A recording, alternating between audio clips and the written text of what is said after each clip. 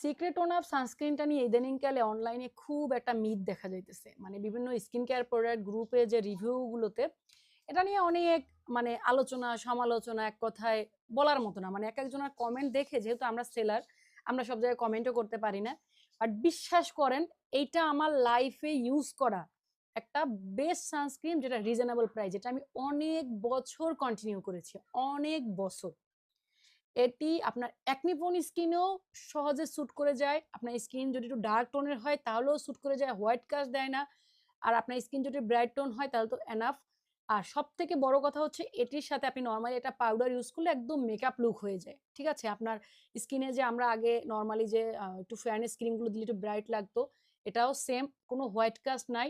এবং আমার কাছে যে জিনিসটা মনে হয় যে অরিজিনাল প্রোডাক্ট ব্যবহার না করলে মানুষ এই ধরনের নেগেটিভ রিভিউই দেয়। কারণ যদি এটার অরিজিনালটা যারা ইউজ করেছে তারা জানে। কারণ এটা আমাদের পেজে একদম রেগুলার একটা সেলিং প্রোডাক্ট, রেগুলার। কয়েকজন আছেন যারা একসাথে কয়েকটা করে নিয়ে রাখেন যেহেতু ডেলিভারি চার্জের একটা ব্যাপার আছে। বাট এটা কেন নিয়ে রাখেন? কারণ এটা আমাদের পেজে অরিজিনাল পাওয়া যায় এবং তারা রেগুলার এটাই ব্যবহার করেন। এবং আমিও বলব এটা আমার একদম বেস্ট। এটি ব্যবহার করার পরে আপনি যদি স্কিন একটু